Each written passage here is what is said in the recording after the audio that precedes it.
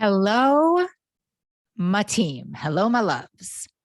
Molly here. Welcome to What You're Craving. Okay, so it's solo podcast day. This girl is on fire. This girl is on fire because in my Facebook group, in the Breaking Up a Sugar Facebook group, I told this story on a live about I was watching my 5 God kids because sometimes I just think I'm more capable than I actually am. It was a trip. Bless you, mothers. Bless you, mothers. And so I have 5 kids. I have to get like 4 of them to camp. I am like making breakfast, lunches, the whole thing. I have to get them to like 2 different camps. It's a vibe, is what I can tell you. And so I'm driving the 2 to camp. I've dropped 2 off, driving 2 to camp. And I'm like running late. They're running, everyone's running late. One forgot her tennis racket in the car. And I just have this like moment of like total self-hate. Like, what is wrong with you, Molly? What is wrong with you? Come on. You know, that. And if you don't know that nasty voice, then you might not be listening to the right podcast, because that is a very familiar voice to me in my addictions and my eating disorders. Like, come on. What's wrong with you? Get it together. It's a real, like, low level voice. And this real miracle happens as I'm doing this. Oh, by the way, in the midst of this, one of the mothers, my best friend, texts me like, how's camp drop off? And that's really where it started. Like, oh God, I can't even drive kids to camp. What's wrong with me? Nothing's wrong with me. Nothing's wrong with me. Nothing's wrong with you. It's really hard. So this beautiful thing happens as this really destructive voice comes in telling me how terrible I am and that I'm not enough. This beautiful voice arises from me and just says, hey, Mal, you're doing the best you can, you know? And it was such a relief. Like, you're doing the best you can. You're doing the best you can. And it was true. I'm not skilled at that. And also, I think even if you're skilled at that, taking care of 5 kids in a very short amount of time is very hard, as is a lot of things.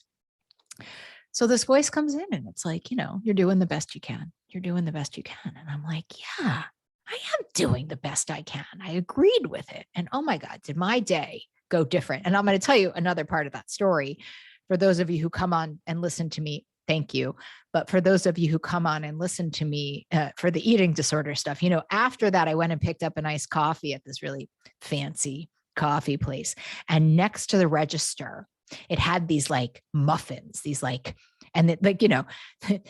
muffins. They were like keto, no sugar, no that. Like, it was like these dream muffins, right? And so I knew because I was in the space of wisdom and self-love that those were not my muffins, because if it's too good to be true, it probably is. P.S. I had looked at them before and they were filled with fake sugar and fake everything. And I don't do fake. I don't put that kind of stuff into my body because I love my body and I love myself. And muffins ain't my food. There are not enough. I've already eaten all the muffins. So I tell this story in the Breaking Up a Sugar Facebook group. I tell this story and it goes on like hotcakes. Pardon the pun. It goes on like hotcakes, because there's this really long conversation. And I would say largely 80% of the group is saying, thank you. Thank you. This was so helpful to me. Thank you. I am doing the best I can. I need to remind myself of that. Right. But then there's like, and I love this 20%, man. It's like, if we're not telling the truth, we can't heal. Right. If we're not telling the truth, we can't heal. So there's 20% of the group that's like, Molly, how do I know if I'm doing the best I can? And then there's this 10% contingency that's like, Molly, what if I'm not doing the best I can? Like, what do I do then? So my head was sort of exploding because I have so many thoughts on this. And then I thought, well, isn't that nice? I have a podcast to talk about this. And let me tell you something, the more I think about this and the more I think about this, like, I literally could have I just have a podcast about talking to people who struggle with diet drama and trauma, or life diet drama and trauma, or life drama and trauma, about this particular thing, because this is such a function of diet culture. I don't even know what to say. It's a function of life. And I think living in this world, but this is the greatest con that we have going on. This is the greatest con we have going on. Because think about it, just from a diet culture perspective, if I'm walking around thinking that I'm never doing my best and that it's never enough, right? Perfectionism is the great killer. It will literally ruin your life. I remember I was in treatment for my codependency, and this woman, Anne, looked at me. She was the teacher, and she said, do you want to know the way to live a miserable life? Be a perfectionist. And the real truth is, if you can't ever find a space in which you believe that you're doing your best, then we have a whole host of problems, because you're never going to be happy. And I believe you deserve to be happy at minimum. I believe you deserve big, beautiful life, but that's not what today's podcast is about. So you have to know that there's a part of not believing that you're doing your best that is so deeply rooted in the greatest con, the greatest scheme on earth, which is diet culture, right? Because that's how it keeps you hooked, keeps you going to the next cleanse, keeps you finding the next promise, empty promise from a coach or a program or a conventional diet program. And this is really what we need to break free from, right? We have to teach ourselves how to get out of this, or we're going to be stuck in the cycle forever. And like, no. And I want to say, and sometimes we fall back into old habits. Like, that happens. But, and that's what happened to me in the car, by the way. I was in the old snow groove, the well-worn snow groove of, yeah, Molly, you're terrible. You can't even drop kids off at camp. Like, what's wrong with you? And thank goodness for these new muscles that I built. And I work hard at it. And I'm proud of that. That was like, I don't think so. You're doing your best. This is just really hard. And I want to say, before I start anything, is that, beliefs are simply repeated thoughts.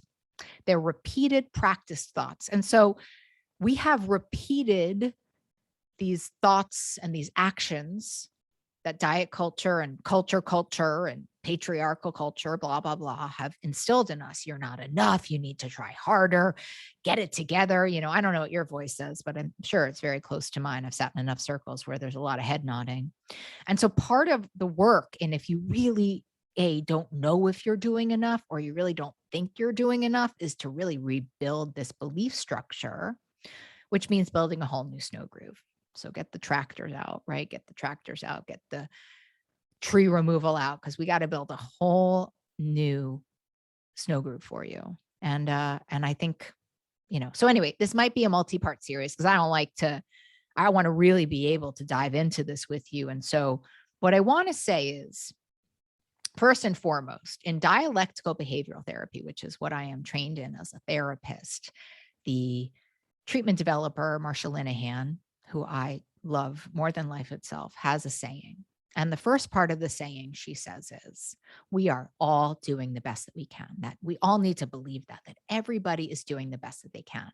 Now, you may be like balking at what I'm saying right now, and I just want you to soften into that. I just want you to lean into that. Like, I want you to really investigate, like, what's happening for you right now. Like, I'm not trying the best I can.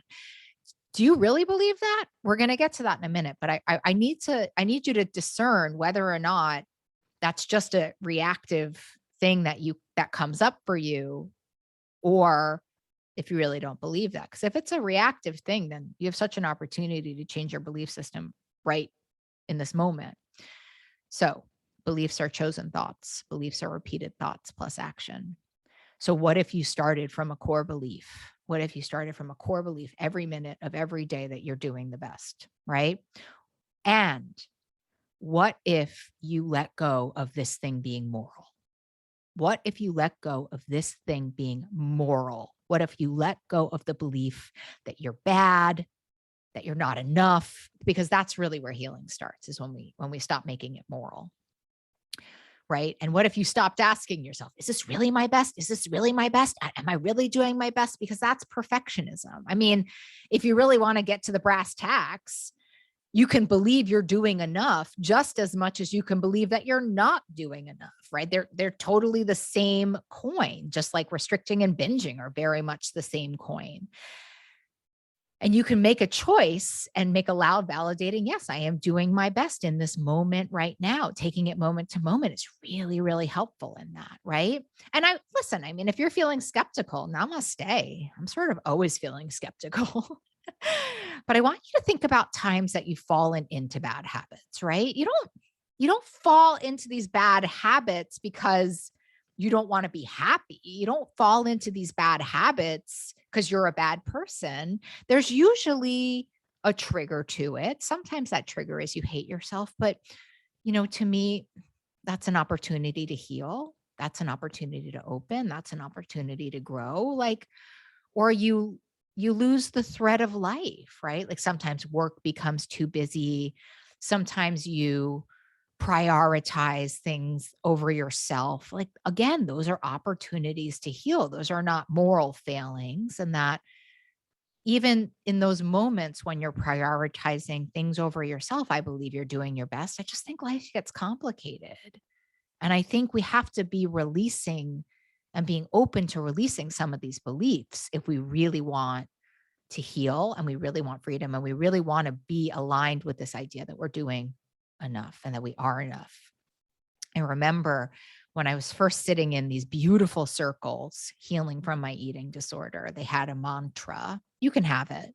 I give it to you for free. And they would say, this one woman, I think she taught it to me, right? And she'd say, put your hand on your heart and say, I am enough. I have enough. I do enough. I am enough. I have enough. I do enough. And let me back then, I was like the most cynical character around, but I was also really desperate. And I believe like desperation and that desperation breeds willingness. So if she had said to me, move to Alaska and say that, I probably would have, because I was like about to lose everything. If, I got caught throwing up at my job and I was like gaining weight hand over fist and I couldn't stop eating and I couldn't stop harming myself. So this woman said, put your hand on your heart and say, I am enough. I have enough. I do enough. I am enough. I have enough. I do enough. And it was funny. This is like close to 15 years ago. And when I get into lack, when I get into like my lower self, I actually do that and it works. At least it breaks the trance, right? At least it breaks the trance. And one of my favorite Buddhist psychologists named Tara Brach, she's amazing. Go follow her, go know her, because she talks about a trance of unworthiness that we fall into.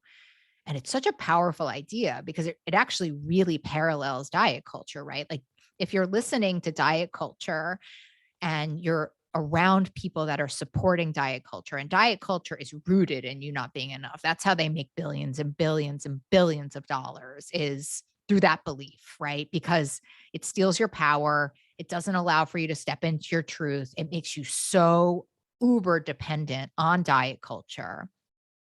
It's a win-win-win for them and it's a lose-lose-lose for us. And it is a trance. And they've spent billions of dollars in marketing figuring out how to tap into that part of us, to our lower selves, and get us hooked into this belief. So we get to break the trance of unworthiness. We get to break it. That's when we can believe in this moment that we are truly doing our best, even though it doesn't look pretty. You could have had a cartoon of me in that car. I swear there's probably like steam coming off of my head. There's kids screaming in the car. I look back, I see one of the kids left her tennis racket. It was such an episode. It was such an episode. And I was doing my best. I was absolutely doing my best. And so the fake muffin didn't call to me, the fake muffin didn't call to me because I was taking care of myself, because I was supporting myself in that moment, because I was enough, even though it didn't look pretty. Doesn't always look pretty when we're doing our best. But this is the part of all of this. Like when we reject ourselves and when we stop believing in our own capacity, this deep wisdom inside of us, when we stop tapping into that, then we've abandoned ourselves. And then it's really hard. Life gets really, really hard. And self-harm is easy. It's the next rational step. I say this because it's all healable. Every single bit of this is healable, right? But it has to start in not, doing no harm. It has to start in never abandoning yourself, even when it gets ugly. That's what our relationship with ourselves is all about, to be honest, right? It's like staying the course with ourselves, staying the course with whatever relationship that we've decided to be in with food, because, we cut and run off of diets, we cut and run out of life, and we cut and run from ourselves. And that is just absolutely unacceptable. So Marsha Linehan says, we're all doing the best that we can. And then she has a second part to it. So she says, we're all doing the best that we can. And sometimes we need to do better, try harder, and be more motivated to change. And I agree with that wholeheartedly, right? So I believe, like, in these moments of my own desperation, when I say this honestly, like when I was like 325 pounds, like questioning whether or not life was worth living, laying on couches and watching Dancing with the Stars in some kind of sugared out haze, and I had a really loose grip on life. I mean, I actually would say right then and there, I was doing the best I could, given what I had. I was doing the best I could. So then I had some offerings to heal. And I took them, right? Because that's the second part of this, that we need to do better, try harder, and be more motivated to change. And like, I had to find some internal motivation to take a leap of faith. And that's, I think, what happens with us. So for the people who say, well, how do I know if I'm doing enough? How do I know? I want to say, first and foremost, that is a question that will keep you sick and keep you trapped and keep you in a trance of unworthiness till the day you die, because there's no answer. The answer is actually within you. There's no answer to that. And that's the great con that diet culture and culture has on us, is that there's no answer to that question. How do I know if I'm doing enough? You'll never know. And so you have to sort of just call the game, right? You have to call the game. You say, you know what, in this moment, I am doing enough. Maybe I want to do better in the next moment. Perhaps, maybe I want to go ask for help in the next moment. Maybe I want to say no to something in the next moment. Maybe I want to say yes to something in the next moment. But in this moment right now, I am doing my best. You have to declare it. You have to declare it in the name of self-love. You have to declare it in the name of taking your power back. You have to declare it.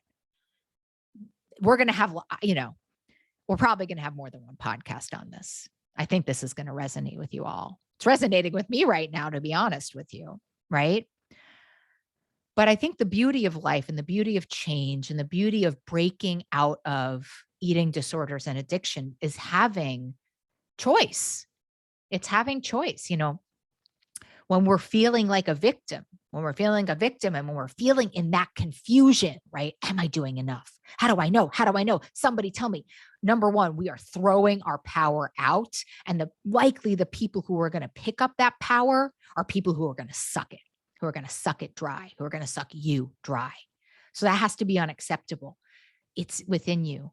And the beauty of life is you can make that decision in that moment. I'm doing my absolute best right now. I may want to try harder. I may want to ask for more help, but I am making this decision right now. I am holding my power within me, and I'm doing my best right now, right now, right now. It's a call to action, right? That question is a call to action. And so when we're feeling a victim or we're feeling that confusion, the first thing we forget, write this down, is that we have choices. Everything we do is a choice. I know it doesn't feel that way. The amount of times in a week that I'm feeling like a victim and I need to say to myself, oh, right. Well, you're choosing this. So choose something different, Molly. I mean, I can't even tell you. I'm so grateful that one of my teachers downloaded that to me, because I use that so often. Oh, I forget I have a choice right now. Oh my goodness. Thank goodness for that. That's all I can say, right? I think that this piece of how do I know if I'm doing my best is a real connection problem. I really do.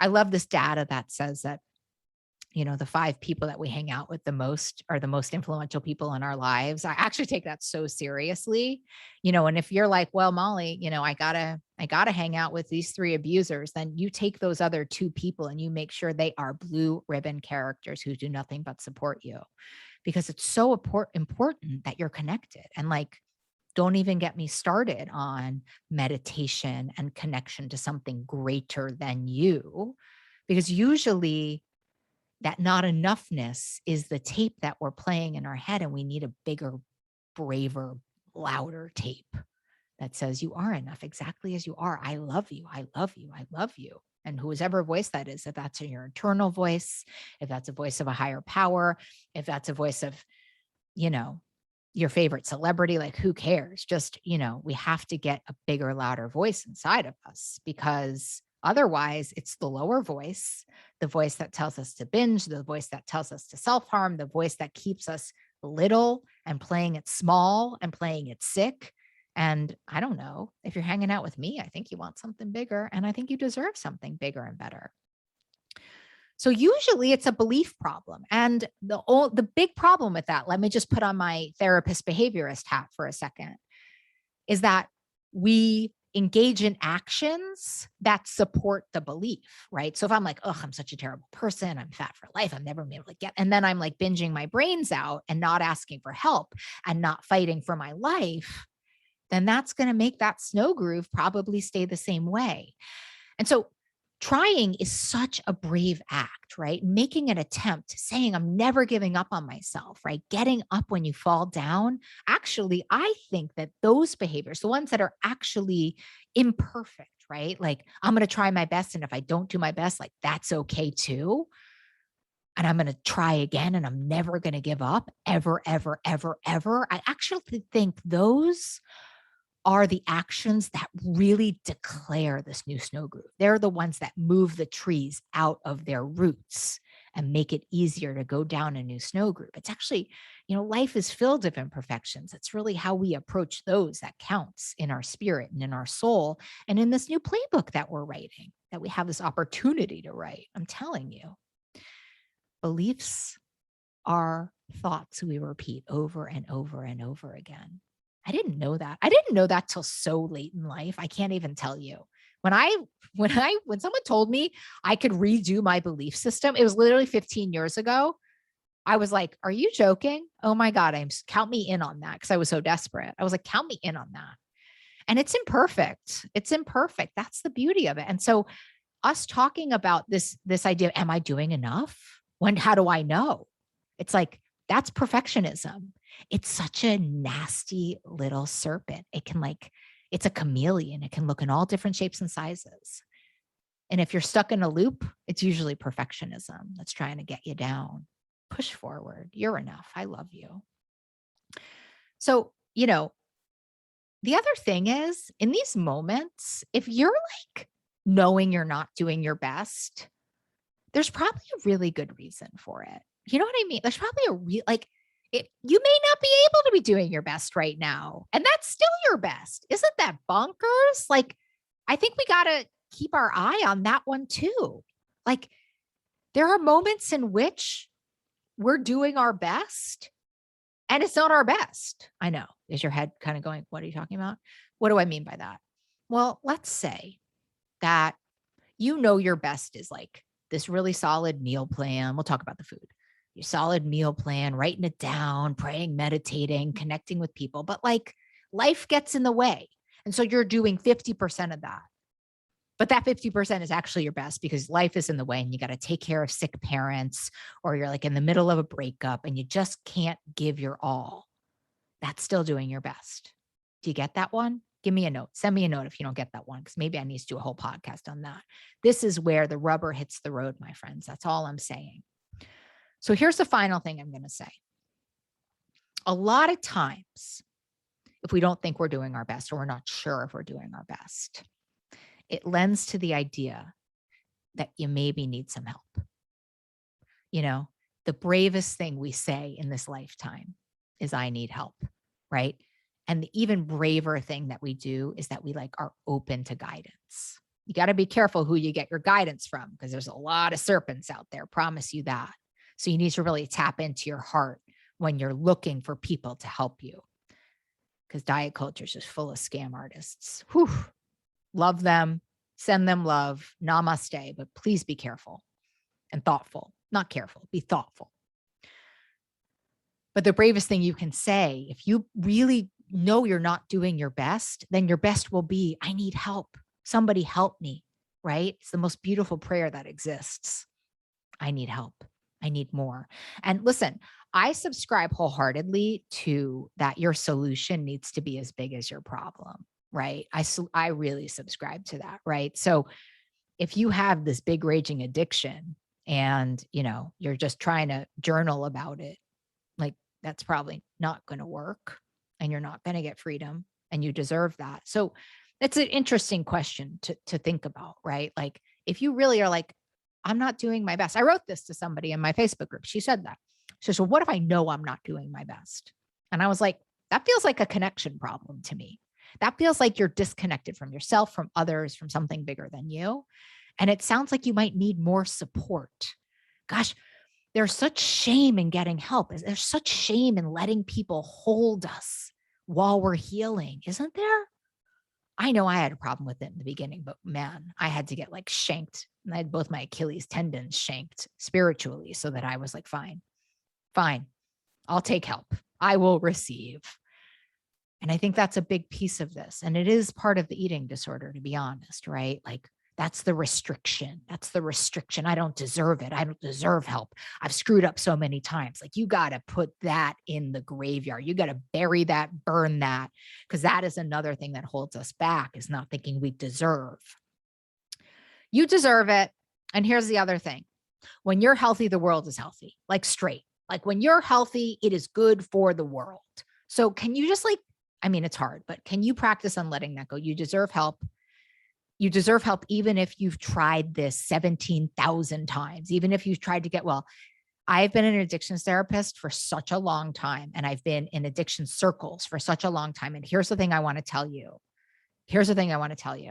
You never know which attempt is going to work. I have sat myself. I'm telling you, I was trying from the age of 7 till the age of 32, and that's the one that worked. And let me tell you something. When I got it, I'm guarding it with my life with great pleasure and great love. You have to know that piece too. But that is like a really important part of this. Like you never know which attempt is going to work. You never know when you're going to get the grace. So you keep trying and you keep trying. And that is part of the being enough and doing enough and having enough. Have you had enough of me? Be open to receiving help. If you really are struggling with, am I doing enough? The greatest prayer is help me. It really is. Be open to guidance, be open to the idea that perhaps it's a support problem. Perhaps it's a help problem. Perhaps it's a guidance problem.